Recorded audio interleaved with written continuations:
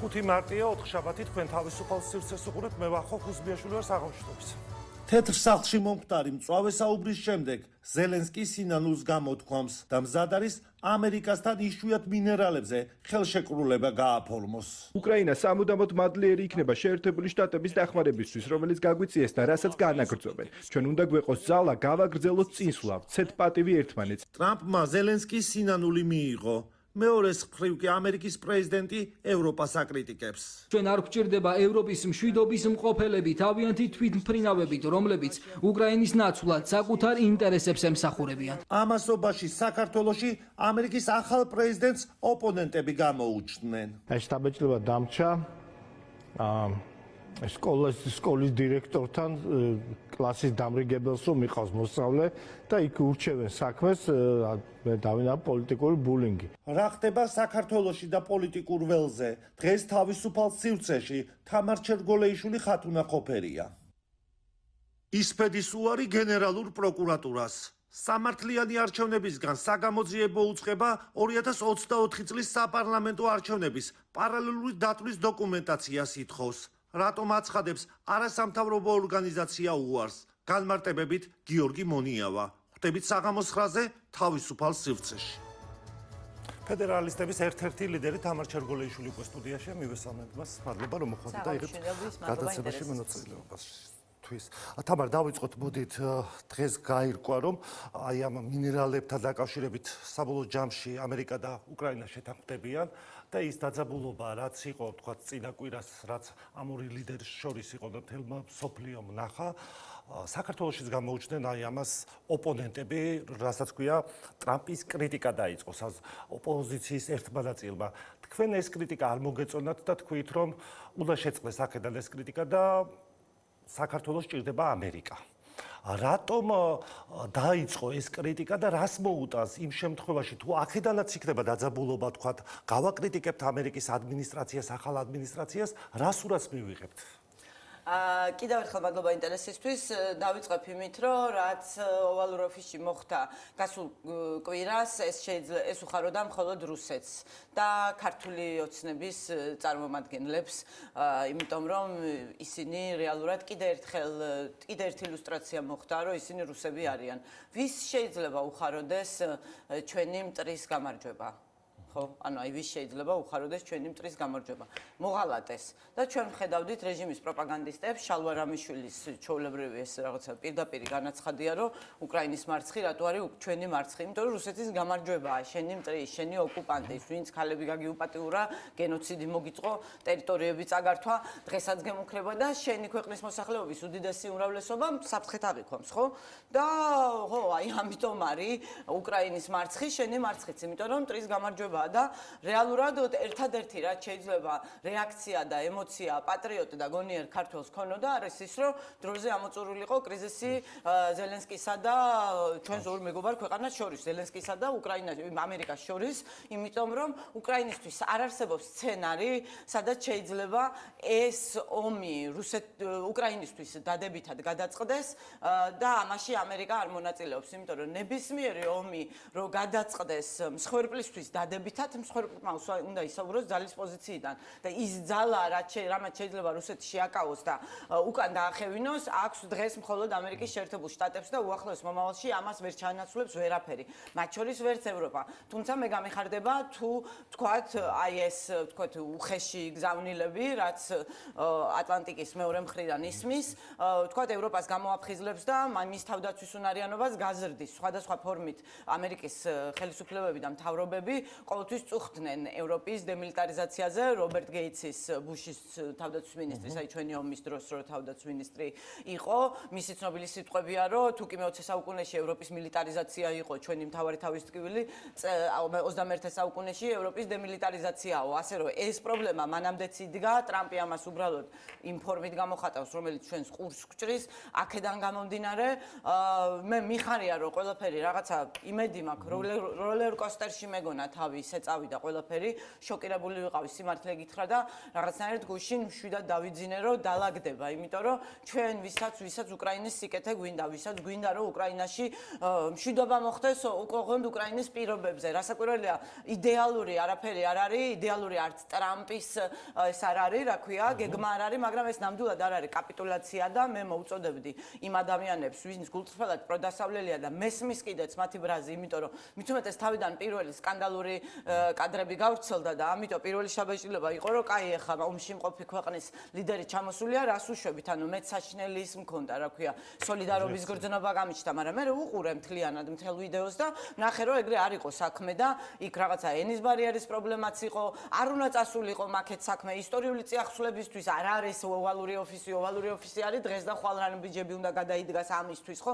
არსებობს სხვადასხვა ფორმები, სადაც შეიძლება ისტორიული უსამართლობები მიმოვიხილოთ. ამიტომ ის რომ დაინახო პროცესში სად იყო შეცდომა, ეს პირიქით სწორი ანალიზის შესაძლებლობას აძლევს, ხო, საქართველოს მოქალაქეებსაც და ამიტომ მნიშვნელოვანი იყო, რომ ამ პროცესში ზელენსკის შეცდომაც დაგვენახა, რომ არ იყო საჭირო შეყოლა, საერთოდ არ იყო საჭირო შეყოლა, მით უმეტეს როცა დიპლომატიურ ძალისხმევას იწყებ, დიპლომატიის გინება მაგ დროს უბრალოდ არასწორი, არა იმიტომ რომ უსამართლო, არა იმიტომ რომ მართალი არ იქნები.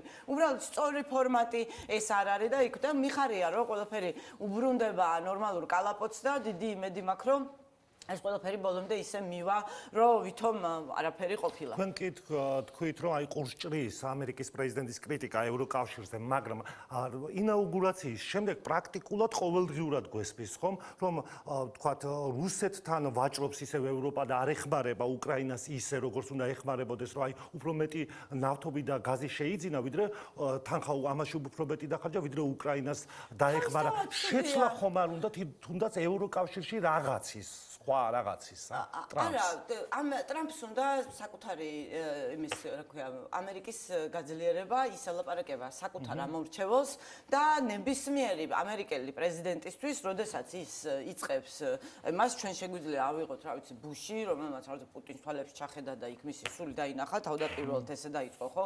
ჩვენ შეგვიძლია ავიღოთ ობამა, რომელმაც ყვითელი ღილაკი ჩაიტანა მისი საგარეო მდივნის ხელით, ხო? და გადატვირთვა დაიწყო. ანუ ნებისმიერი იმის, რა ქვია, ანუ ამერიკის ამომრჩევლისთვის მშვიდობა და მისი გადასახადის გადამხდელის ფული არის ძალიან მნიშვნელოვანი ფაქტორი, სად იხარჯება, როგორ იხარჯება. ამიტომ ყველა პრეზიდენტი, რომელიც თავდაპირველად მოდის თეთრ სახლში, ხო, ყოველთვის ცდილობს დალაგებას, ანუ ქვეყანაში მშვიდობის განცდის შექმნას, ხო? და შესაბამისად ის, რასაც ტრამპი დღეს აკეთებს, ხო, ეს მის მოსახლეობას პასუხობს დაკვეთას და თუ ჩვენ რამე არ მოგწონს ამ შემთხვევაში, იმაზე კი არ უნდა ვისაუბროთ, რომ აი რაღაცა ევროპა გაძლიერდება ახლა და ამერიკას ჩაანაცვლებს. ხო, პუტინის მოკავშირეა, ისიც ხომ მოვისმინეთ ჩვენ. ჩვენ უნდა ვიზრუნოთ იმაზე, რომ ჩვენი მხრიდან რაც ჩვენ შეგვიძლია, იმ ხალხთან მოვახდინოთ ურთიერთობის კულტივაცია და იმ ხალხთან გავავითაროთ ურთიერთობები, რომელსაც ტრამპის გარემოცვაში აქ წონა და გავლენა იმისთვის, რომ რაღაც გადაწყვეტილებებზე ჩვენთვის სასიკეთო გავლენა მოახდინოს და ნაცვლად ამისა, ეს რა ქვია, გახარებულები იყვნენ ქართული ოცნების წარმომადგენლები, უბრალოდ იმის რაც მოხდა. წარმომადგენლებზე არა. იგივე თქვათ ოპოზიციის წარმომადგენლებისგანაც ვისმენთ, აი დავით არჩიაშვილმა თქვა, რომ ამერიკის ცუდი სიზმარია ტრამპი, იგივე აი ეკაკვე სიტაძისგან ვისმენთ ტრამპი შეიძლება მილიონაირად შეაფასოს მილიონმა ადამიანმა. საბედნიეროდ დავით არჩიაშვილს საქართველოს მთავრობაში მოსვლა არ ემუქრება.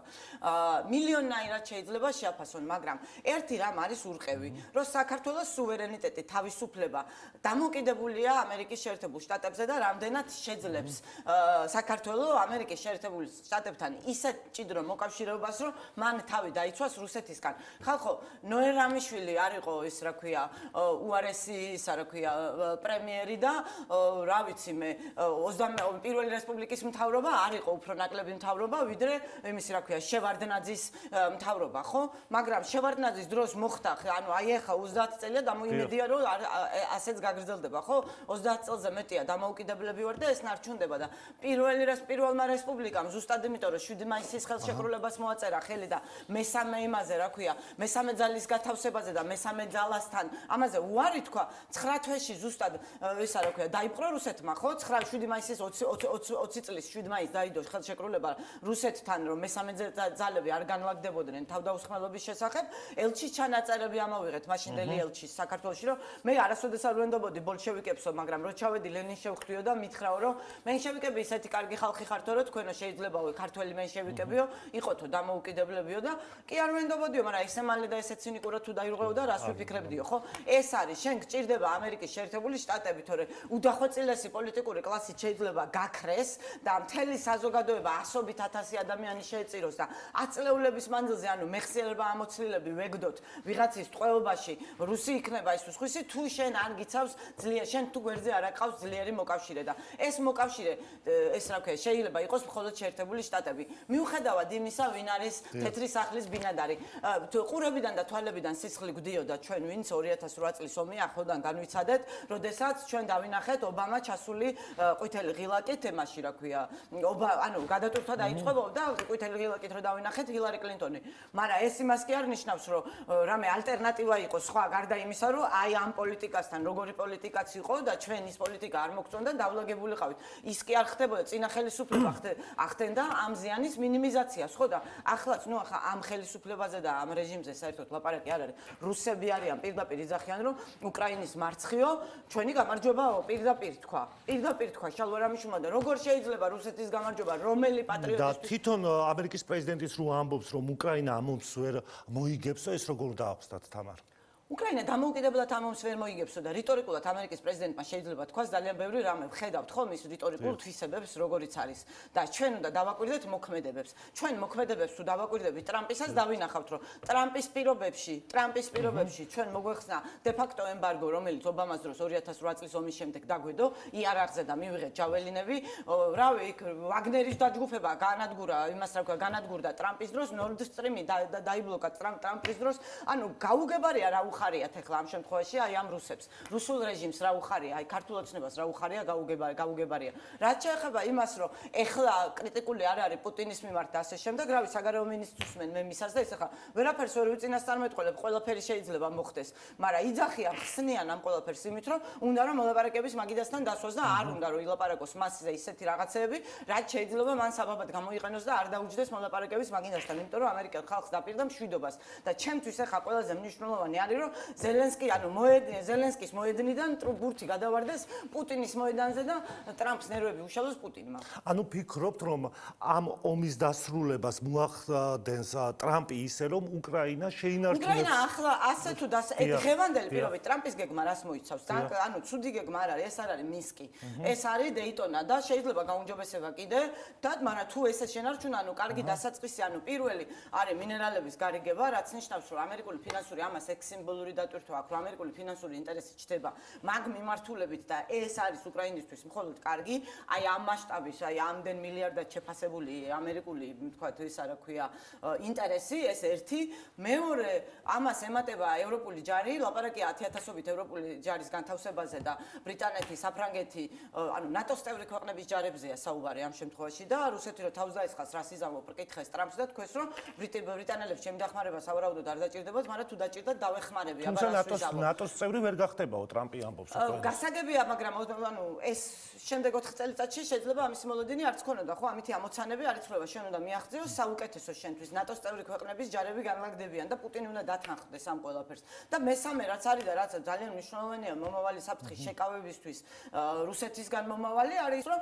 დერეგულაცია ნავთობის ფასების და გაზის ფასების დაწევა და საუდის არაბეთთან დაახლოვება ირანის წინააღმდეგ იმისთვის რომ ნავთობის და გაზის ფასები დაიწევოს და რუსეთმა შემდეგი ომის დაფინანსება ვერ შეძლოს. ანუ თუ ყველაფერი ესე წავიდა ანუ არაფერი ამაში ეს ბევრად უკეთესი რამ არის ვიდრე მინსკი და ამიტომ სრულიად უსაფუძვლო არის ახლა პანიკა როგორი მძიმეც არ უნდა იყოს რიტორიკულად და ის ტერიტორიები თაბარ გაიწევს რუსეთი ანუ ამ მოლაპარაკებებით და ოკუპირებული რაც აქვს ანუ ოკუპირებული ვერც უკავია ანუ ეს ყველა შემთხვევაში რუსეთის მარცხი იქნება ხო თუ გაიყინა ეს ყველაფერი შეიძლება რომ წავიდეს ყველაფერი ჩრდილოეთ სამხრეთ კორეის სცენარით და შესაძლებელია რომ ესეთი რაღაც მოხდეს და გაიყინოს იქით რაღაცა ტერიტორიები მაგრამ დღეს რუსეთი იმასაც ვერ აკონტროლებს რაც კონსტიტუციით ანექსირებული აქვს კონსტიტუციით. ანუ ვერ აკონტროლებს ამას და აქედან გამომდინარე ეს რუსეთის მარცხი იქნება ბუნებრივია მე მინდა ისეთი მარცხი სადაც რუსეთი მიწისგან პირისგან აღიგვება არსებული სახით და ნიურნბერგის პროცესი მოიწყობა და მე დიდი იმედი მაქვს რომ ესე მოხდება მაგრამ ნახოთ გადავიდეს პუტინის მოედანზე ტრამპის ხასიათი როგორც ზელენსკისთან გამოავლინა ისე გამოავლენს პუტინთანაც მოდით გადმოვიდეთ ჩვენს ქვეყანაში უშუალოდ ქართულ პოლიტიკაზე მიმდინარეობს ხო 26 ოქტომბრის შემდეგ ის საპროტესტო აქციები რაც მიმდინარეობს ქვეყანაში გასაგებია ხალხი ქუჩაშია რამდენად ასრულებს ქართული ოპოზიცია მე არ ვსაუბრობ ყველაზე მაგრამ დიდი ნაწილი იმ დაკვეთას რაც აქვს ოპოზიციურად განწყობილ ადამიანებს თქვენი აზრით კრიზისი ძალიან მნიშვნელოვანია რომ კრიზისი გრძელდება და კრიზისის აღქმა აქვს საქართველოს მოსახლეობის უმრავლესობას მიუხედავად იმისა რომ ქოცია თუ ნაცი ეს არის ძალიან მნიშვნელოვანი იმიტომ რომ კრიზისი შობს ცვლილებებს და ჩვენი ამოცანა არის ცვლილება იმიტომ რომ ამ რეჟიმის პირობებში მისი გამოსწორება ვერ მოხერხდება ანუ ეს რეჟიმი უნდა შეიცვალოს პროტესტის დაკვეთა არის ამ რეჟიმის ცვლილება ის რომ რამდენ ანუ მე არა ვარ კმაყოფილი იმით რასაც ოპოზიცია აქამდე აკეთებდა ახლა შედარებით რაღაც ნაბიჯებს მათ შორის იმ ნაბიჯებს რომ რაღაც ტიპის საკოორდინაციო კოორდინაციას ვახერხებთ პრეზიდენტთან ხო ანუ ჩვენ გქონდა რამდენიმე შეხვედრა 2 კვირის წინ შეხვედრაზე გამოვედით ყველა შევთანხმდით იმაზე რომ მაგალითად რეჟიმის საყრდენი პოლიციელები გამომძიებლები პროკურორები მოსამართლეები დასანქცირდებოდნენ პარტნიორი იმისთვის რომ პარტნიორი ქვეყნების მიერ იმისთვის რომ პროტესტის მონაწილეები დაგვეცვა მათი უფლებების დარღვევისგან და ძალიან მალე ამას მოყვა ესტონეთის ლიტვის ლატვიის გადაწყვეტილება და 70-მდე თქვათ ჩინოსანი მათ შორის ის ხალხი ვინც უხეშად არღვევენ უფლებს კი ესენი დასანქცირდნენ ახლა ვიღაცამ შეიძლება იფიქროს რომ ხო აი არ წავა ბალტიისპირეთის ქვეყნებში და მე რა ეგრე არ არის დღეს ჩვენ ნახეთ ევროკავშირის პრესამსახურის განცხადება სადაც ისინი ამბობენ რომ ჯაჭვური რეაქცია შეიძლება მოყვეს ამ ყველაფერს და ისინიც განიხილავენ ძალადობის წინააღმდეგ გასაგები აი შეექმნა პრობლემები ვერ გავიდნენ ეს დეპუტატები მოსამართლეები ევროპაში აი აქ რა იცვლება თამარ აქ ის იცვლება რომ სტატუს-კვოს ამორჩეველი ბიძინა ხო იმაზე არ დგას რეჟი ხიშტებზე ხო არ ზის ბიძინა ზის იმ დუმარე უმრავლესობაზე რომელიც სადაც ბიძინა კი არ მოსწონს სტატუს-კვოში გრძნობს თავს ისე რომ არ ეთმობა ის სტატუს-კვო ანუ ვერაფერს ვერ ხედავს საპირწონეთს ისეც რომ ხაც ოპოზიცია აი მოწონს გასაგები არ მოწონთ ოცნება მივდივარ მაქამდე და შენ ამ იმით რა ქვია ვთქვათ აი ამ ზომებით მათ შორის როდესაც შენ ხედავ რომ პროტესტის მონაწილეების დევნა უკვალოდ არ ჩადის ხედავ რომ პირიქით ისინი ექცევიან წნეხის ქვეშ ხო სტატუს-კვოს ამორჩეველს უშლი ანუ სტატუს-კვოს ამორჩეველს უმძაფრებ განცდას რომ ბიძინას არ აქვს უნარი რომ ეს კრიზისი მოაგვაროს და საჭიროა ცვლილებებზე ფიქრი დაიწყო და რომ გამოიხედავენ კი მე არ მომწონს ოპოზიცია რა ფორმაშიც არის და გაცილებით უკეთეს ვისურვებდი მაგრამ თავარი ის არის რომ ეს დაკვეთა ეს მე მარტო აღარ ვლაპარაკობ ამაზე თავიდან ცოტა თეთრი ყვავივით ვიყავი ძალიან ბევრი საუბრობს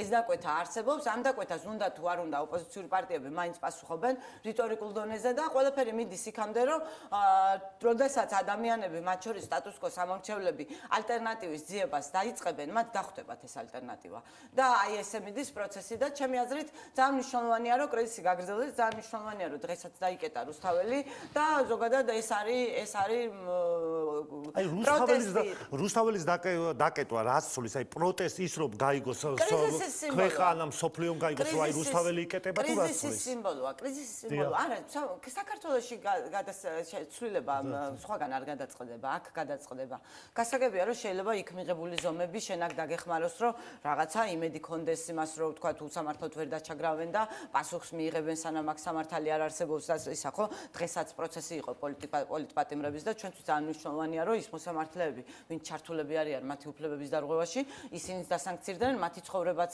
იმას აქნას რა ქვია დასახიჩრდეს იმის გამო როგორც ესენი ასახიჩრებენ აი ამ პოლიტიკური პატიმრების იმას რა ქვია ცხოვრებას ხო და ჩვენთვის ეს ყველაფერი ძალიან მნიშვნელოვანია და ეს მაგრამ საბოლოო ჯამში მაინც საქართველოს მოსახლეობამ უნდა გადაწყვიტოს რომ ცვლილებების დროა და გაფართოვდეს ეს ყველაფერი და კრიზისი არის ამისი განსაზღვრელი ანუ თუ საქართველოს მოსახლეობა დაიჯერებს ქართველი ხალხი დაიჯერებს რომ ბიძინა ივანიშვილმა თავის მიერ შექმნილი კრიზისი, იმიტომ რომ ჩვენ ყველამ ვიცით, ვერავინ ვერ უარყოფს ამას, რომ 28 ნოემბრის განცხადების მერე შეიქმნა ეს კრიზისი და არა არჩევნების მერე, ხო, აი ამ არჩევნებზე ბოდიში, აი მაგას თუ ხალხი დაიჯერებს, რომ ვერც ამ კრიზისს ვერ აგვარებს და ვერც დასავლეთთან ვერ ლაგდება და აი ტრამპის იმედი რო ქონდა, ვერც ტრამპთან ვერ ლაგდება, ხო?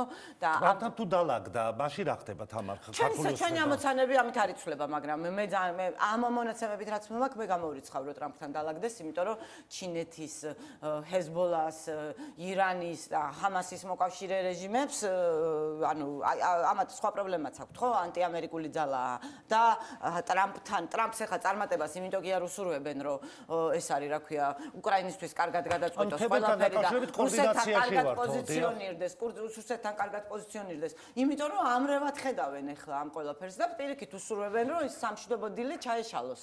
იმიტომ რომ სამშვიდობო დილი მაშინ მოხდება, თუ უკრაინის პირობებიც გათვალისწინებული იქნება, ხო? რატო შეიძლება რომ ამ პროცესს უსურვებენ? რასაც ქართული ოცნება ამბობს, რომ აი გარედან ძალიან ბევრი მილიონი იხარჯებოდა იმისთვის, რომ ხელისუფლება შეცვლილიყო. ეს მოგონილი თემა არის. იცით რაში იხარჯებოდა ძალიან ბევრი ფული? არ, ეგ რასაკვირველია მოგონილი თემა არის, რეჟიმ ჩეინჯებში ფული არ იხარჯება. ყოველ შემთხვევაში საქართველოში მაგ მიმართულებით ფული არ იხარჯებოდა, მაგრამ რეალურად აი მაგალითად ჰამასი USAID-ის გავლით, რაზე საუბრობს ტრამპის მთავრობა, რომ ჰამასის მხარდამჭერი ძალები, ანტიისრაელი ძალები ფინანსდებოდნენ ამერიკელი გადასახადის გადამხდელის ფულისგან, ხო? თქვენი აზრით, ხელისუფლების სპიკერები რას აკეთებენ? ანუ ისინიც ჰამასის მხარდამჭერები არიან, ხო? უამრავი მათგანი ჩვენ ვხედავთ იმედის სპიკერები, ერთ-ერთი მეც ვარ პოდკასტში ნამყოფი, ჩვეულებრივად, ანუ ის ხალხია და იმ ხალხზე დგას ხელისუფლება, ვისაც ტრამპის მთავრობა უპირისპირდება, ხო? ანუ პრო-ჰამასი, ანუ აი ახლა ეს სკანდალი რაც არის ბოლო USAID-თან დაკავშირებული, კლიმატთან დაკავშირებული ხარჯები, ანუ უნდა შემცირდეს მაგას იძახიან და გახსოვთ ღარიბაშვილი რო წავიდა იმაზე რაღაც იმაზე სამიტებზე რო დადიოდა, რუსული კანონის კრიზისის დროს დაყვიროდა, რომ ისო რა ქვია, კლიმატს უნდა ვებრძოლოთ, კლიმატის ცვლილებას უნდა ვებრძოლოთ, ეს არის ჩვენი ამოცანაო. ანუ რეალურად შინაარსი არ გააჩნია ის, რომ რაღაცას რიტორიკულად ამსგავსებენ, ხო? ანუ ეს ყველაფერი არაფერ კავშირში არ არის ამასთან, რომ ამ ხელისუფლების მდგომარე, ამ ხელისუფლებას ბიძინა ივანიშვილს ისევ ადევს ამერიკის ხაზინის სანქცია, საქართველოსთან სტრატეგიული ურთიერთობა ისევ არის გაჩერებული და ეს ყველაფერი ბიძინა ივანიშვილს ისევ ადევს, ანუ არაფერი მისთვის კარგი იმით, რომ ტრამპის ოვალურ ოფისში ესეთი რაღაც მოხდა, არ არის. აი თქვით რომ არჩევნების შემდეგ არ შეიქმნა კრიზისი, ეს 28 ნოემბრის შემდეგ შეიქმნა ეს პოლიტიკური კრიზისი.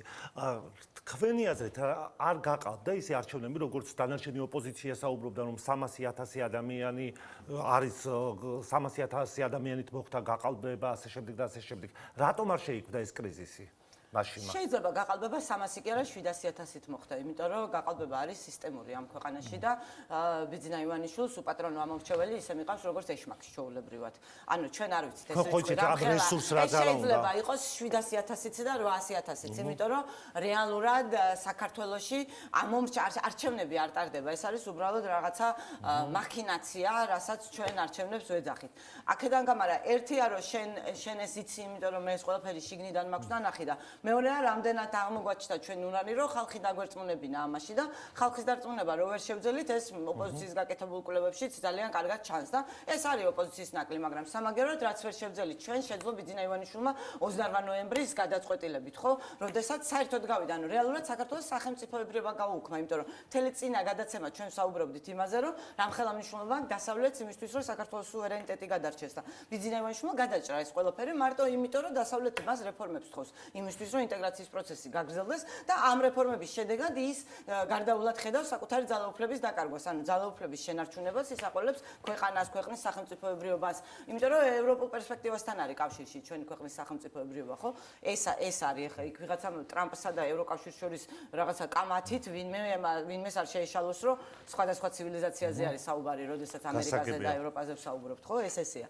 და მოკლედ აი ეს არის თავად. აქვე მინდა გკითხოთ, თუ არ დაინიშნა ეს ახალი არჩევნები, რასაც ითხოვთ პრინციპში ოპოზიცია, დანიშნული არის ადგილობრივი არჩევნები, ხო, იმ ხელისუფლების მიერ, რომელსაც თქვენ არ აღიარებთ.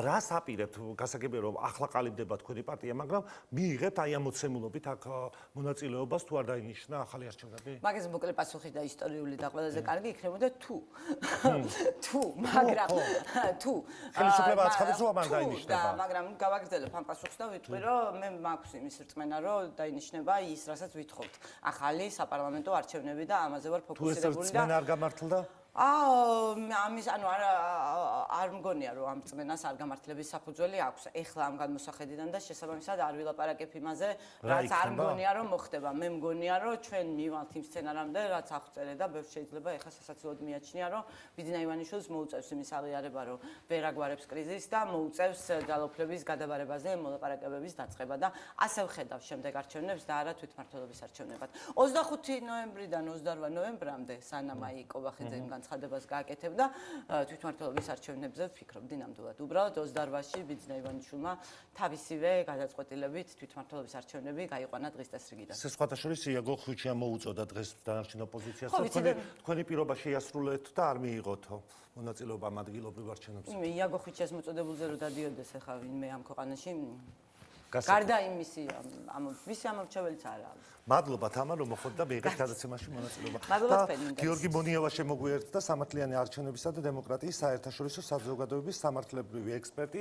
ჩვენ უნდა ვისაუბროთ იმ თემაზე. დღეს გავრცელდა ასეთი ინფორმაცია, რომ საქართველოს პროკურატურამ მიმართა სამართლიან არჩევნებს და მოითხოვა 2024 წლის საპარლამენტო არჩევნების პარალელური დათვლის დოკუმენტაცია მოგთხოვათ, ხო? და ამაზე მიიღო პროკურატურამ უარი.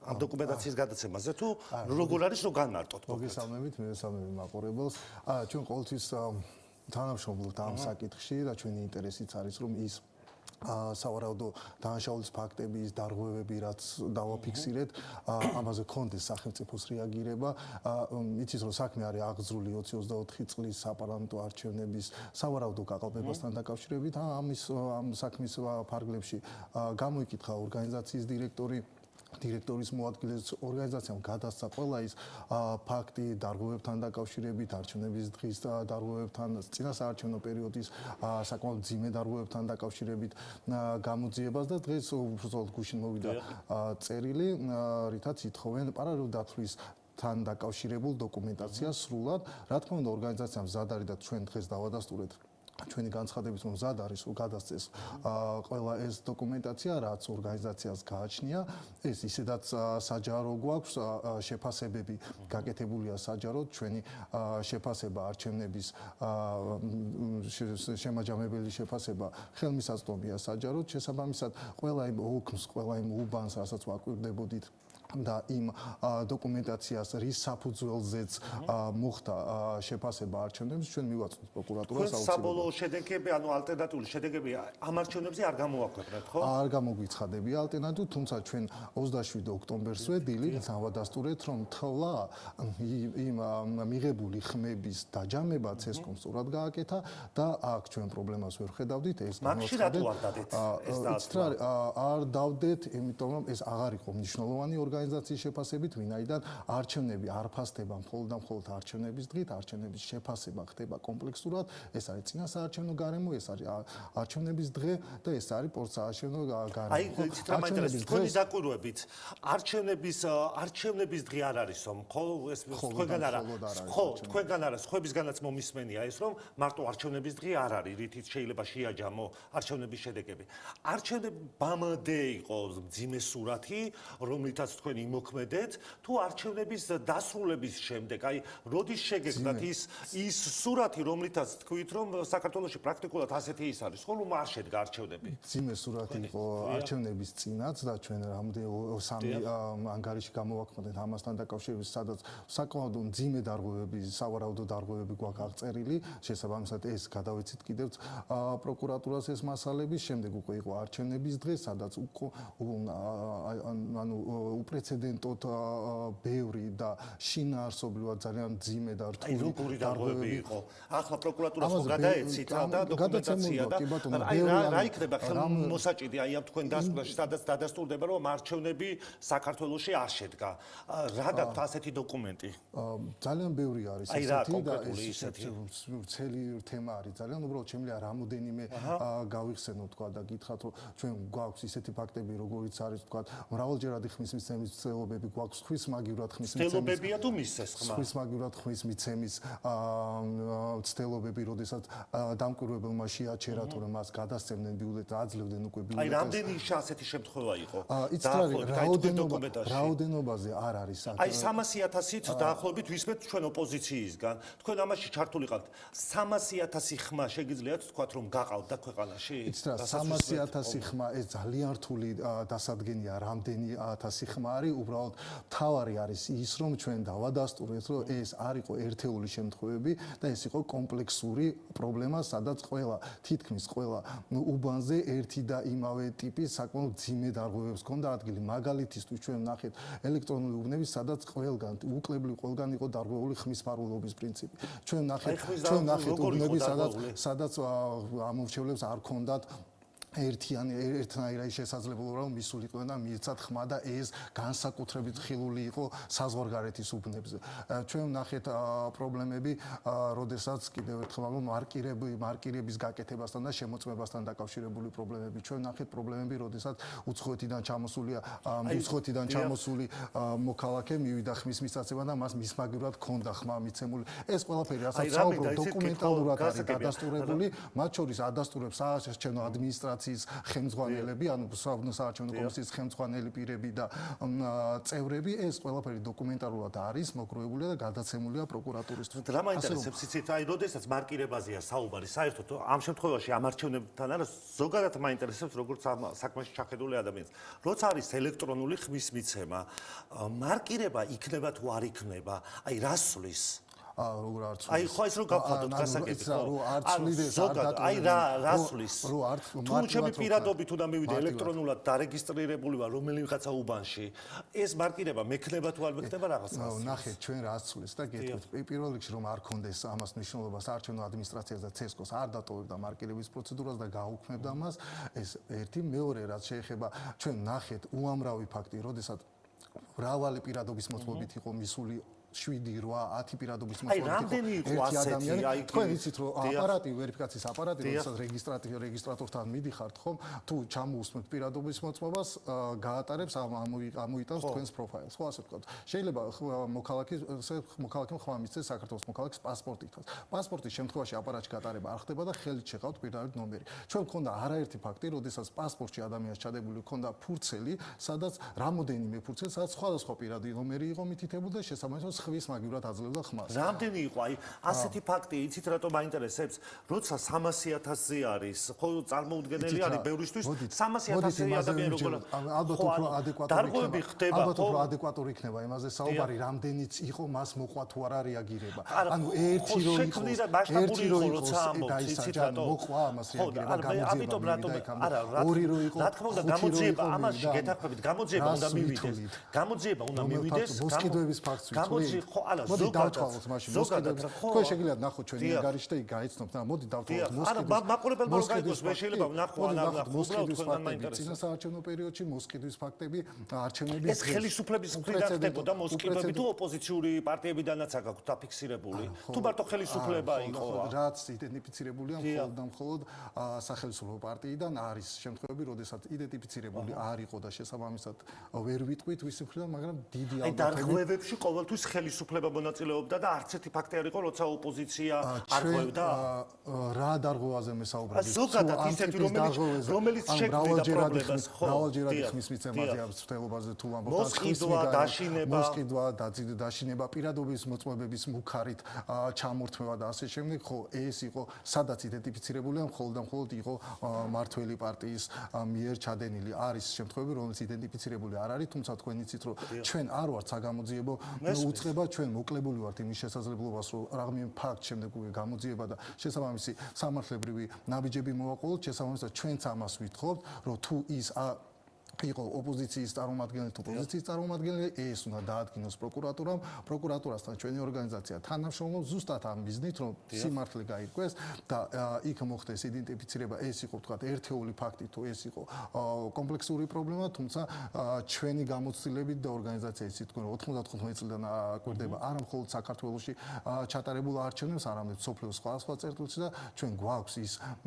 ის კომპეტენცია, რომ შევაფასოთ, ეს იყო ერთჯერადი შემთხვევები თუ ეს იყო კომპლექსური დღეს პრობლემა. პრემიერ-მინისტრმა თქვა, რომ არა მარტო 2024 წლის აი ამ არჩევნებით უნდა დაინტერესდეს პროკურატურა, ალბათ კარგი იქნება თუ 2020-ში, როდესაც იყო თქვენმა ორგანიზაციამ მოიხადა ბოდიში, გადადგა მაშინდელი ორგანიზაციის ხელმძღვანელი, ამ ფაქტითაც უნდა დაინტერესდეს პროკურატურაო. თქვენი პასუხი რა იქნება? იცით რა არის, დაინტერესდეს უნდა და თუ უნდა დაინტერესდეს თulis ამდენი წელი ხელისუფლებაში არიან და დაინტერესებული იყო თუ რაიმე კანონსაწინააღმდეგო იყო მიეცათ რეაგირება, კი ბატონო მე არ ვიცი მე იმ პერიოდში არ ვიყავი ორგანიზაციაში, თუმცა მე ამსმენია ესეთი ფაქტი, რომ ორგანიზაციამ უარი განაცხადა თანამშრომლობასთან, გამოძიებასთან თანამშრომლობაზე. ესეთი ფაქტი არ ყოფილა. შესაბამისად თუ რაიმე ეჭვი არსებობს თუ რაიმე ხელჩასაჭირი არის, ამ გამოძიებამ უნდა დაადგინოს ეს და გამოძიებამ უნდა იმუშაოს. ჩვენც ამას ვითხოვთ, რომ გამოძიება იყოს კანონიერი, სამართლიანი, როგორც პოზიციის, ასევე ოპოზიციის, ჩვენს მიმართ იქნება თუ სხვის მიმართ, ფაქტები არსებობს, სავარაუდო სისხლისამართლის დანაშაულები არსებობს, არჩევნების გაყალბების კუთხით და ერთადერთი ორგანო, ვისაც ეს ხელეწიფება და ვისაც ამის უფლება აქვს კანონიერად, ეს არის სახელმწიფოს შესაბამისი უწყებები, ეს არის პროკურატურა და პროკურატურამ უნდა ჩაატანოს კანონიერი და სამართლიანი გამოძიება. ამიტომ თანამშრომლობთ ჩვენ გამოძიებასთან და არასდროს უარი არ გვითქვამს თანამშრომლობაზე და დღევანდელი განცხადებაც, დღევანდელი პოზიციაც ჩვენი არის ის, რომ ჩვენ ვითანამშრომლებთ და ყველა იმ დოკუმენტაციას, რაც ჯერ კიდევ არ გვაქვს გადაცემული პროკურატურისთვის, გადავცემთ აუცილებლად. მადლობა გიორგი, რომ მოხვედით და მიიღეთ გადაცემაში მონაწილეობა. გიორგი მონიევას უსმენთ სამართლიანი არჩევნებიდან და ხათუნა ყოფერია შემოგვიერთდა პარლამენტის ყოფილი წევრი საგამშვიდობის ქალბატონო ხათუნა, მადლობა რომ მოხვედით და იღებთ გადაცემაში მონაწილეობას. მოდი დავიწყოთ ამერიკიდან. იმ განცხადებებით, რაცაც ვისმენთ, ხო? არა მარტო საქართველოს, არამედ მთელი მსოფლიო დღეს მოვისმინეთ როგორც უკრაინის პრეზიდენტისგან, ისე ამერიკის ახალი პრეზიდენტისგან, რომ ის სურათი, რაც ნახეთ წინა კვირაში, წესით უნდა შეიცვალოს, რომ უკრაინა თანახმა მოაწეროს იმ დოკუმენტს ხელი, რომელზეც ის მანამდე იყო იქ ჩასული.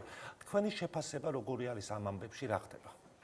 Ну, რა თქმა უნდა დავიწყოთ ამერიკიდან, იმიტომ რომ იგივე პოზიციები ჩემო სამშობლომ ერთხელ უკვე გაიარა და ეს ყველაფერი საქართველოში უკვე იყო გაჟღერებული. იყო გაჟღერებული ბიძინა ივანიშვილის მხრიდან და ჩვენ სადღაც 2 თუ 3 წლიანი ომი გადავიარეთ და შევინარჩუნეთ მშვიდობა და სახელმწიფოებრიობა. ეხლა ანალოგიურად ამერიკაშიც მიდის ამერიკული სახელმწიფოს დაცვა და იმ ძირითადი მაჩვენებლების დაცვა, რომელიც უნდა კონდეს ერს და ტრამპი ხმამაღლა ამბობს, რომ ამერიკელი ერი არსებობს და ის გააკეთებს ყველაფერს, რომ შექმნას ახალი ამერიკული ოცნება. ეხლა იმასთან დაკავშირებით რა მოხდა ამერიკაში, ხო?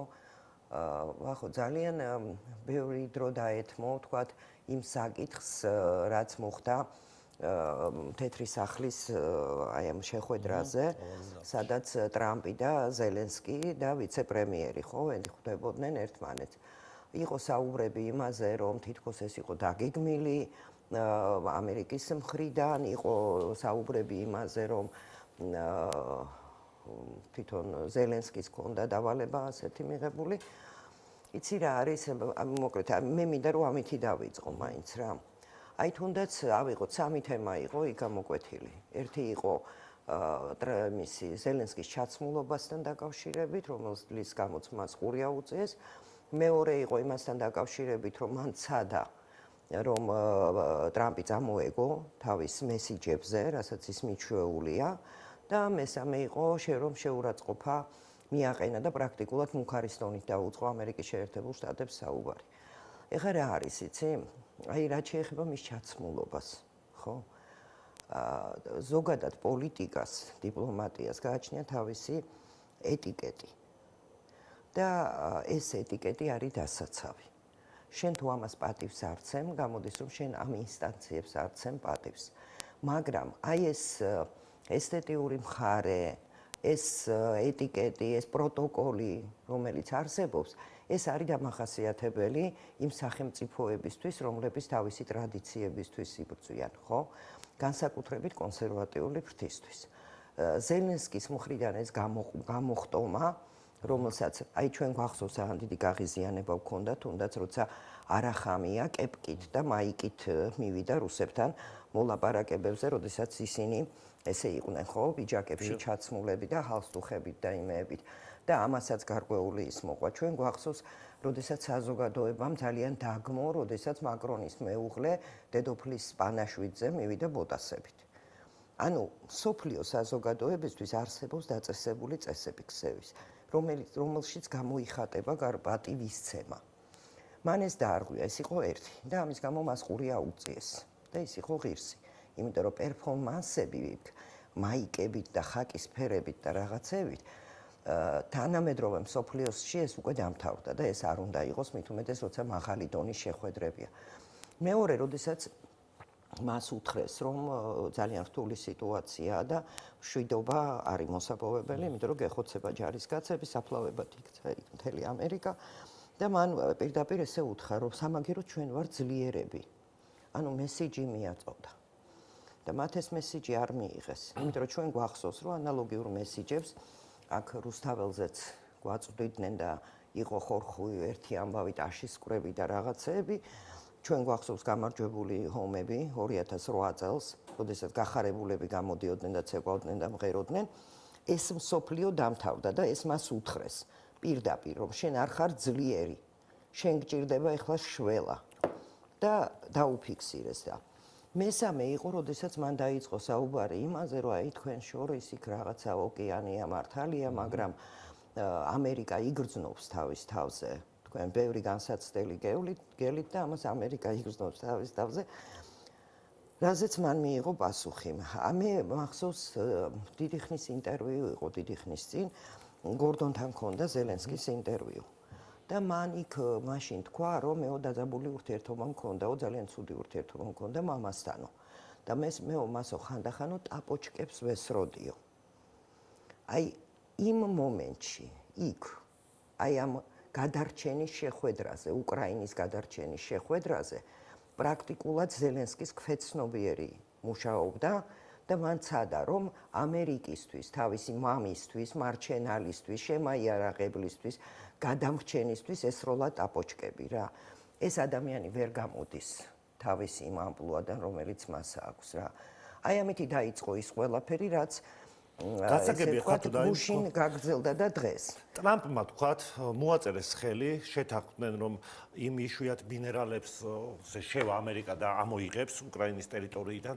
რა ხდება შემდეგ, ხო? აი, რამდენად დაუბრუნდება უკრაინა იმ დანგრეულ ქალაქებს, ხო, არაფერი არ უშველის მრავალი წელი ალბათ დახმარება დაჭირდება. სურათი რა იქნება? მარიუპოლი რუსებმა ააშენეს ხელმეორედ, იქ მოსახლეობა დაბრუნებულია.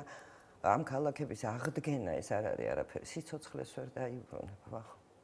იმ ბიჭებს ჩემ მამიდაშვილს ვერ დავიბრუნებ რა, რომელიც უკრაინას შეეწირა, ხვდები? და როგორც გამოდის თურმე სიტყველ უბრალოდ რა, ამ ფაშისტურ იდეოლოგიას შეეწირა, იმიტომ რომ იყო მოქალაქე იქაური და იყო მებრძოლი.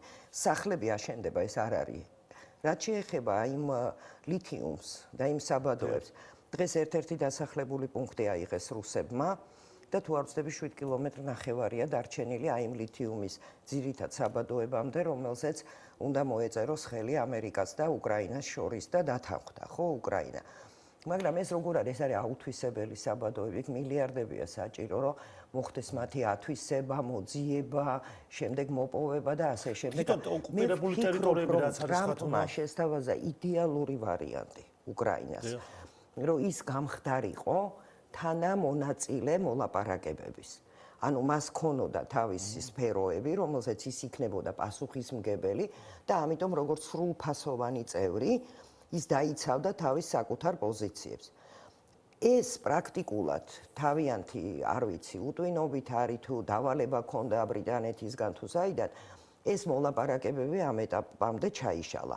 ეხლა რა თქმა უნდა, იქ თიმსალმაკოები მაკრონის და ბრიტანეთის პრემიერ-მინისტრის სახით გამოენთნენ და ისინი კვლავ აპირებენ. ანუ დღეს ისაცაც გავრცელდა, რომ მაკრონი მას სრული გამოთქვა, რომ ზელენსკისთან ერთად შეხვდა. სტარმერმაც გამოთქვა, რომ ჩვენ ერთად ჩავალთ ზელენსკისთან ერთად და დავილაპარაკებთ. მე არ ვიცი ხა ამასთან დაკავშირებით რამდენად ჭირდება ტრამპს და ამერიკას. ჩანს რომ გაწეული ყავს რა თქმა უნდა, ევროპა, ხო? ტრამპი პრაქტიკულად ეხლა არ საუბრობს ევროპასთან. ევროპას თავისი დიდი გასაჭირი აქვს. ევროპა არის ორ ნაწილად გაყოფილი და სხვათა შორის პირველ რიგში გაყოფილი არის ორ ნაწილად ამერიკის უკრაინის შეიარაღებასთან დაკავშირებით და იქ თავისი მებრძოლების გაგზავნასთან დაკავშირებით. აი მაგალითად ბერბოკი, როცა ამბობს, რომ მე არ მაინტერესებს რას ფიქრობს ჩემი ამომრჩეველი, ანუ გერმანიის მე არ მაინტერესებს რას ფიქრობს ჩემი ამომრჩეველი, დღეს გააკეთა განცხადება. მე ვიბრძოლებ ბოლომდე უკრაინისთვის და ყველაფერს გავიღებ ამისთვის. უყურეთ ახლა იტალიის ის რა ქვია, პრემიერ-მინისტრია მგონი ჯორჯიო მელანი, ხო? ის ამბობს, რომ ჩვენ არავითარ შემთხვევაში არც ერთი იტალიელი სამხედრო იქ არ ჩავა და ჩვენი სამხედროები იქ არიომებენ. ტრამპმა თავად ის თქვა, რომ ევროკავშირი არ ბრძოლობს უკრაინისთვის. ევროკავშირი ცდილობს, რომ გადაერჩინოს თავი, ხო? ევროკავშირი იბრძვის უკანასკნელ უკრაინელამდე. ხო, ეს უკვე არის ფაქტი. ისიც ფაქტია, რომ იმ ადამიანებს შორის, ვინც მხარს უჭერს უკრაინაში ომის გაგრძელებას, მათ პრაქტიკულად მათში გამოკვეთილი არის ფაშისტური იდეოლოგია და ფაშისტური სულისკვეთება. მე ამას პირდაპირ ვამბობ გერმანიასთან დაკავშირებით. შენ ხვდები გერმანია ეკონომიკურად განადგურებული გერმანია. მან რაზე შეიძლება რომ საერთოდ ილაპარაკოს, სადღაც 300 თუ 400 ტანკი ყავს, მაგრამ უფრო უარესი ჭირს ბრიტანეთს. ბრიტანეთს ყავს 75,000-იანი არმია და ყავს 40 ტანკი. ამას რო ისმენენ ადამიანები არ ჯერავთ, რომ იტალიაში ბრიტანეთს შეიძლება ყავდეს 40 ტანკი. რომელიც აი პირდაპირ კუნთებს აჩვენებს და იძახის, რომ ბოლომდე უნდა ვიომოთ და რითი ომობს. ხო საინტერესო თემაა. იცი როგორ არის, აი მე დიდუბეში ვარ გაზრდილი და იყვნენ ხოლმე ჩვენთან უბანში ბიჭები, პატარა ინტრიგებს შეაგდებდნენ ხოლმე და მე რო ვიღაცებს, აი ეს არის ბრიტანეთი რეალურ დღევანდელ პოლიტიკაში რა. მე არ მგონია, რომ აი ამ პროვოკაციებს და აი ამ მოკლედ კრეტინოკრატებს დაუჯდეს სალაპარაკო ტრამპი. იცი რა არის ტრამპის დღევანდელ მოქმედებებში არის გამოკვეთილი საოცარი ტონი. ის მიმართავს მხოლოდ და მხოლოდ ამერიკას და ამერიკელ ხალხს. ხვდები, ეს არის ნებისმიერი ქვეყნისთვის სანატრელი. რაც შეიძლება იყოს, როდესაც ეროვნული იდეოლოგია იღვიძებს და როდესაც სახელმწიფო მე ან რატო უნდა მიყვარდეს ტრამპი, თუმცა ჩემი ჟღალი მიმინო დავარქვი, ხო? ან პუტინი რატო უნდა მიყვარდეს, მათ თავისი სახელმწიფოები აქვთ. მე არანაირი უფლება არ მაქვს, რომ იქ დავიწყო რაღაც ჩემი პოზიციებით და ჩვენთვის მთავარი არის ჩვენი ქართული, ხვდები? ჩვენთან დამოკიდებულებაში. გადმოვიდეთ ქართულ პოლიტიკაზე, შიც ჯერჯერობით ხო, რასაც წინა ადმინისტრაციისგან ხედავდით, რომ ყოველდღიურად განცხადებაზე, სანქციაზე ისმოდა, ხო? უკანასკნელ წუთამდე, ვიდრე არ წავიდნენ, ხო, ადმინისტრაციიდან. ხო, რა შეიძლება, რას უნდა ველოდოთ ახლა ხათუნა ტრამპის ადმინისტრაციისგან? პრაქტიკულად გაჩერებული არის ყველაფერი, მე მაქვს ესეთი მოლოდინი და ბედნიერი ვიქნები თუ ჯერ კიდევ კარგა ხანს არ იქნება საქართველოს ხსენება პოლიტიკური კონტექსტებით. მართალია იქ მასკის მხრიდან რამდენჯერმე ძალიან დადებითად იქნა ნახსენები საქართველოს, მაგრამ მე მირჩევნია რომ საერთოდ არ ახსენონ, იმიტომ რომ პოლიტიკაში არის მომენტები, როდესაც შენ იქ ვერანაირ როლს ვერ ითამაში. და ჯობია პაიკით, რა თქმა უნდა, არის დრო ქვების შეგროვების და არის დრო ქვების როლის, ხო? აი ახლა უყურე რა ხდება საქართველოში, რას აკეთებს ჩვენი ხელისუფლება. ჩვენ ხო დიდი ბრძოლები გადავიტანეთ, მსოფლიოს ყველა კუთხიდან გვიტევდნენ და საქართველო იყო ვკითხულობდით კიდევაც, რომ ამ 150 მილიონიან ქვეყნებს რა უნდათ 3 მილიონიან საქართველოსთან, ხო? ჩვენ ეს გადავიტანეთ და ახლა რა ხდება? აი ავიღოთ დუბაი. დუბაი, რომელიც პრაქტიკულად ამერიკის მხრიდანაც, რუსეთის მხრიდანაც, ჩინეთის მხრიდანაც ცნობილი არის როგორც რაღაც მოლაპარაკებების კუნძული, მშვიდობის კუნძული, ხო? აი ეს ქვეყანა აკეთებს 600 მილიონიან თუ 600 მილიარდ თუ 60 მილიარდიან, არ ვიცი რამდენია, მოგძალიან ბევრია ინვესტიციას ჩვენ ქვეყანაში, ხვდები? ეხლა უზბეკეთში ჩავიდნენ. უზბეკეთი ძალიან რთული რეგიონია, მე ნამყოფი ვარ. რამდენჯერმე და იქ სერიოზული გავლენები იყო ამერიკის შეერთებული შტატებისაც, ბრიტანეთისაც და 5 მილიარდიან პროექტზე საუბრობთ. და ეხლა დღეს ესე იგი გამოიკვეთა სერიოზული ეკონომიკური თანამშრომლობის ხელმოწერები გაკეთდა ჩვენმა პრემიერ-მინისტრმა ბევრ რამეს მოაწერა ხელი და გამოკვეთეს ურთიერთთანამშრომლობა აი ამ აზიურ ქვეყანასთან, ხო? ანუ ჩემი ქვეყანა დღეს, ჩემი ხელისუფლება დაკავებული არის ეკონომიკური ფაქტორებით. აკეთონ პოლიტიკა, გადაინაწილონ, ხო მიდის გადანაწილება ფაქტია, ხო? აი ისეთი ჩვენ გავაკეთოთ ეკონომიკა. ჩვენ ავღურწინდეთ, ჩვენ უნდა ვიყოთ ქვეყანა, რომელშიც ჩადებენ გარანტიებს და ჩვენ ტერიტორიაზე ერთმანეთს, აი ბაქო-თბილისი ჯეიჰანი რო იყო. ხო არის დღემდე როგორც მშვიდობის მილი. ხო, იმიტომ რომ არავინ არ დაბომბავს, იმიტომ რომ იქ მათი ფულები გადის. ანალოგიურად ჩვენ ვიქნებით ეს ჰაბი, რა, სადაც იქნება აი ეს ინტერესები გაერთიანებული და როგორ არიან, იცი, აი ჩინეთი აცხადებს, რომ საქართველოს ჩემი პარტნიორია. თქვა და თავის პროექტს ანგლიაში განახორციელებს და ეს იქნება, ვთქვათ, ჩვენი ურთიერთობის ერთ-ერთი მთავარი ფაქტორი, ხო? ეხლა ჩინეთი გვინდა და თან ამერიკა რა ხდება ვერა? არა, მომისმინე როგორ არის. ეხლა უყურე როგორი ის არის. ჩინეთით ვაჭრობს ყველა. იმიტომ რომ ჯერ კიდევ როდის ბზეჟინსკიმ სერიოზულმა ანალიტიკოსებმა ეს არისო ის ხალხი რომელიც უბრალოდ ექსპერტები არის. აი ხათუნა მან მინდა რომ კითხოთ რა, აი ოპოზიცია სწორედ ამას ამბობს, რომ აი თუ ჩინეთთან გააქვს ეს ურთიერთობები, ამერიკასთან ჩაიხსნები. ეს რამდენად ჯდება? რატო ჩავიხსნები ამერიკას? ანუ თუ შენ ჩინეთთან გინდა ურთიერთობა, ხო, ამერიკა აპირებს ჩინეთთან ურთიერთობის გაწყვეტას? ხო, რასაც ხედავთ, ჯერ ტრამპი მოსული არ იყო, რომ მან მაშინვე ისაუბრა, ხო, ჩინეთთან. ხო, მე შენთან მოვდიოდი, რამოდენიმე საკითხი ჩამოვწერე, რაც შეიძლება თქვა ეს ყოფილიყო, ხო, რომ მომზადებულიყავი, ხო? შენ ხვდები ჩინეთთან მიმართებაში, რუსეთს რამდენი საკითხი აქვს, ამერიკას რამდენი საკითხი აქვს, იქ რა მოლაპარაკებები წავა, მაგრამ მე მაინც დაუბრუნდები 30-20 წლის წინ ნათქვამს, რომ სანამ რუსეთი და ჩინეთი იქნებიან ერთად, ჩინეთი როგორც ეკონომიკურად მზარდი და ძლიერი სახელმწიფო და რუსეთი როგორც სამხედრო შეიარაღებული მსოფლიოში ერთ-ერთი უძლიერესი სახელმწიფო, ატომური იარაღით და ასე შემდეგ, ხო? მანამ მაშინ ისინი თავის დემოკრატიულ, ანუ აი ლიბერალურ რაღაცებზე იყო ლაპარაკი. ჩვენ ვერ შევძლებთ ამ იდეოლოგიების დამკვიდრებას და გამარჯვებას. ამას ამერიკელები ამბობდნენ. როდესაც ომი დაიწყო უკრაინასთან, იყო ყიჟინა, რომ ეხლა იქ დაცხებენ, ეხლა ჩინეთი ისარგებლებს, რაღაცა მიწებს მოითხოვს, გახსოვს და მოხდება გახლეჩვა რუსეთს და ჩინეთს შორის. არაფერი ჩემო კარგო რა. და გუშინ წინ ჩინეთის საგარეო საქმეთა მინისტრმა გააკეთა განცხადება, რომ თუ ევროპის მხრიდან ან რომელიმე სახელმწიფოს მხრიდან მოხდება ომში ჩაბმა და შეიარაღებული დაპირისპირება რუსეთთან, ჩვენ დავდგებით რუსების მხარეს. ბასტა, მორჩა, თემა არის გადაჭრილი რა. ამასთან დაკავშირებით ისინი საუკუნია არიან პარტნიორები, ვახო. იცი რა არის, მე მყავს ბავშვობის მეგობრები. აი როგორ სიტუაციებში გამოცდილები, იცი, ჭირში, ლხინში, გვიჩხუბია კიდევაც შევრიგებულად, ბევრი რამ გვიპატიებია ერთმანეთისთვის და მე მათ ვერასოდეს ვერ ვანაცვალებ. ახლად კი, შეიძლება ერთნაირად ვიყო, მაგრამ ვერ ვანაცვალებ რა და ამ ფონზე ეხლა დღეს გამოქვეყნდა ბლუმბერგის რაღაცა ანალიტიკური სტატია, სადაც ისინი ამბობენ, რომ თუ ამერიკის შეერთებული შტატები გავა ნატოდან, ჩვენ მოგვიწევს ევროპის უსაფრთხოების ახალი სტრატეგიის შემუშავება და დაახლოება იმასთან, რა ქვია, ჩინეთთან.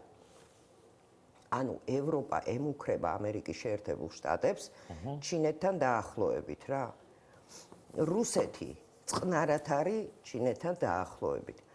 ამერიკა ამბობს, რომ მე რუსეთთან ანალოგიურად როგორც უკრაინაში დავიწყებ აი ამ რა ქვია მაგას ძვირფასი მეტალების თუ ნახევრად ძვირფასი მეტალების მოპოვებას და ყიდვას რუსეთისგანაც რა.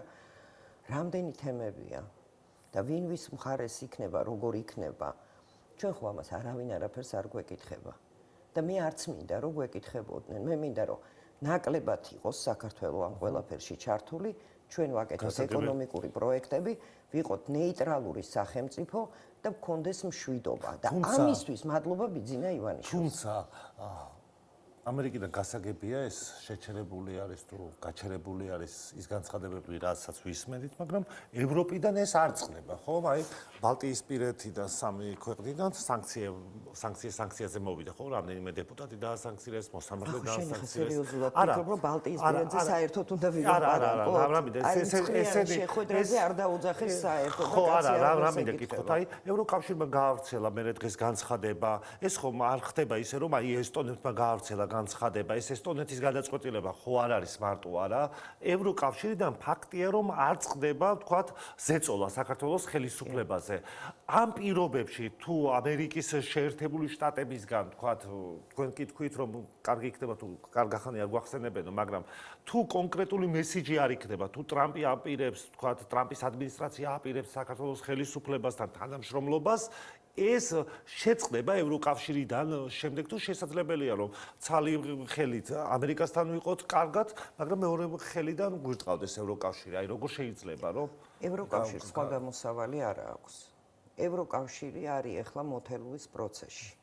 ხო გეუბნები, აი ახლა გითხარი ფრაზა ბლუმბერგისგან, რომ ისინი აპირებენ, რომ ჩინეთთან ურთიერთობით დაემუქრონ ამერიკის შეერთებულ შტატებს. ისინი რა თქმა უნდა ცდილობენ რომ საქართველოში შექმნან, აი როგორც რუმინეთში, ხო? რო აჩვენონ საკუთარი სიძლიერე, როგორი გავლენები აქვს პატარა სახელმწიფოებზე. რუმინეთში არჩევნები საერთოდ გაუუქმეს და ეხლა დაიჭირეს ის ადამიანი, ვინც გაიმარჯვა წინა არჩევნებში. ეს ხო არის მარაზმი. ანუ ისინი თელავენ და ყველანაირად ცდილობენ, მაგრამ თავარი კოზირი, რომელიც ამდენი ხანი ხელში ეკავათ, ეს იყო უკრაინა და უკრაინის გაწირვა ბოლო უკრაინელამდე რა. ამ თემაშიც კი მათ წინააღმდეგობა აქვთ ტრამპის მხრიდან, ხვდები? ტრამპა პრაქტიკულად შეწყვიტა დაფინანსება და შეუწყვიტა სხვათა შორის აი ამ სადაზვერვო მონაცემების მიწოდება უკრაინას. მართალია იქ ვიღაც პარტნიორებს კი აწვდის თავისას, მაგრამ ყოველ შემთხვევაში პირდაპირი კონტაქტი ამ სამხედრო იმეებზე მთლიანად იქნა გაწყვეტილი უკრაინასთან. აი როგორ ფიქრობ ამ ფონზე? ხა ტრამპისთვის რისი მიმცემია, ვთქვათ, ის რომ მან საქართველოს გაურთულოს რაიმე ურთიერთობები, ხო? მით უმეტეს, როდესაც ევროპაში ერთ-ერთი მისი მთავარი, აი ტელეფონს ევროპაში დარეკვა თუ გინდათ ჩემთანო, ორბანს დაურეკეთო. ორბანი ჩვენი მეგობარია, ჩინეთი ჩვენი მეგობარია. აქედან გამომდინარე, ევროპას ახლა ერთადერთი რაც შეუძლია, მე ძალიან მიყვარს ევროპა, რომ უბრალოდ გაძლიერდნენ და მიხედონ თავიანთ ეკონომიკურ ფაქტორებს. დღეს საქართველოში ძალიან ცოტა დრო წარმოიდგინე, ჩრდილოეთ ორი ნაკაცაც კი ეწინააღმდეგებიან, რომ აღდგეს. ცოტა დრო რჩება. ხო და მინდა მოვასწრო, აგერ თამარ ჩერგოლეიშვილი მყავდა წერან და საუბრობს, რომ აი დღეს საქართველოში არის პოლიტიკური კრიზისი, რომ აი რუსთაველი გადაიკეტა დღეს ისევ. ეს ქმნის ეს სიტუაცია რაც არის თქვათ აი პარლამენტში აღარ არის ოპოზიცია პრაქტიკულად და ოპოზიციას ჯერა იმისა რომ იქნება ახალი არჩევნები თქვენ ხო როგორ იქნება რომ აი კრიზისშია პოლიტიკურ კრიზისშია ხელისუფლება რომ დასავლეთი არ ელაპარაკება ხელისუფლებას შიდა ოპოზიცია პრობლემებს უქმნის ნუ მათი განცხადებებით ასე ნუ ისე რასაც ამბობენ მე ამის კომენტირებას ვთქვი აქვს თავისი მაჩვენებლები რა ეს არის, თქვათ, გაყალბებული არჩევნები, წაგებული არჩევნები, როდესაც ხელისუფლებაში, პარლამენტში არ არის უმრავლესობა, როდესაც ვერ ხდება ბიუჯეტის მიღება. აი ესე ნელ-ნელა შედის პოლიტიკურ და ეკონომიკურ კრიზისში, სახელმწიფოებრივ კრიზისში, ისა და აქედან გამომდინარე შეიძლება დაინიშნოს არჩევნები. 100 კაცი რო რუსთაველს გადაკეტავს და 200 კაცი რო პოლიციელი იცავს რომ როგორმე ეგება და გადაკეტონეს რუსთაველი და მე ერთ საათში იშლებიან და მიდიან და ნუ როგორმე მაგას გაუძლებ და მაისში რეაბილიტაცია დაიწყება რუსთაველის და მე რას გადაკეტავენ კრანს ადამიანები არიან დაკავებულები თხოვენ მათ გათავისუფლებას როგორ უყურებთ აი ამ ნიშნავს ადამიანები არიან აი ისინი ამბობენ პოლიტიკური პატიმრები ასე უწოდებენ ხო პოლიტიკური პატიმარი რას ნიშნავს? პოლიტიკური პატიმარი არის სინდისის პატიმარი რა. სინდისის პატიმრები ასე ამბობენ. რითი არიან სინდისი? პოლიციელს უნდა დაარტყა? ტრამპმა ნახე რა გაის მოიღო, კონგრესს მიმართა, რომ სასწრაფოდ უნდა იქნეს მიღებული, რომ პოლიციელის მოკვლაზე სიკვდილით დასჯა შემოაქვს. შენ ხვდები რა არის პოლიციელი სახელმწიფოსთვის? პოლიციელი თავად სახელმწიფოა და ვის ურტყავ? და კიდე მიმდგრები და რეებს ეძახდნენ პოლიციელებს და როგორი თმენით იდგნენ ის ბიჭები იქა რა. და რა არის ისა პოლიტპატიმარი იმის რა ქვია მაშხალებს და იმეებს კისერში რო ესროდნენ და ყბარო აქვთ მონგრეული ქართველ პოლიციელებს. ეს არის პოლიტიკური პატიმარი? არა ჩემო კარგო, პოლიტიკური პატიმრები საბჭოთა კავშირის დროს იყვნენ რა. როდესაც სიტყვიერ განცხადებებს და პოლიტიკურ წინააღმდეგობაზე დილეგებში აგდებდნენ და გადასახლებებში უშვებდნენ რა. ესენი არ არიან პოლიტიკური პატიმრები, ესენი არიან საქართველოს მტრები, საქართველოს მოღალატეები. იმიტომ რომ მათ დაიჯერეს ის რაც შეუქმნეს, ის ილუზია, რომ აი ამ ლიბერალურ სამყაროში უნდა ეცხოვრათ, რომ ღმერთი არ იყო ღმერთი, რომ ქალი არ იყო დედა, რომ მამა არ იყო კაცი. აი ამ სამყაროს გვიპირებდნენ და აი ამ სამყაროში უნდათ რომ გვეცხოვრათ და როცა გვეწინააღმდეგებოდით და როცა ვეუბნებოდით რომ არ შეიძლება ამისი ისა, ეს შენი სამშობლოა და უბრალოდ უნდა გიყვარდეს, ინტერესები უნდა დაიცვა. არა, USAID-დან ელოდებოდნენ ფულებს. USAID-ის ფულებით კატასტროფა ხდება. მე არ ვამბობ რა არის საქართველოში. ის რაც ტრამპმა ჩამოთვალა გუშინ კონგრესის და სენატის წინაშე. რისი დაფინანსება ხდებოდა, ეს მე მგონი აი აქ ჩავიწერე რა. იმისი ზიმბაბვეში წინ დაცვეთისთვის გამოყვეს 20 მილიონი. ზიმბაბვეში წინ დაცვეთა რო გაეკეთებინათ რა. და რომელი ერთი ჩამოთვალო 8 მილიონი თაგვების ტრანსგენდერად გადაქცევისთვის. 8 მილიონი გამოყვეს, რომ ლაბორატორიებში გამოეყვანათ ტრანსგენდერი თაგვები. ბახო და რომელ პოლიტიკურ პატიმრებზე მელაპარაკები? აი ამ ფულებს რო იღებდნენ? და ჩვენ შვილებს რო უპირებდნენ 8 წლის ასაკში სქესის შეცვლას და მე რა მოხდა რო ამბობდნენ? მადლობა. მადლობა ამოიწურა ამ ხელისუფლებას, რომ ეს დამთავრდა, მადლობა ტრამპს, მადლობა მსოფლიოს იმისთვის, რომ ეს ლიბერალური პოლიტიკა გლობალისტების მიერ შემოტენილი ილუზორული სამყარო აღარ არსებობს. მადლობა ხათუნა ყოფერიას, ჩვენ შაბათ შევხვდებით ნახვამდის.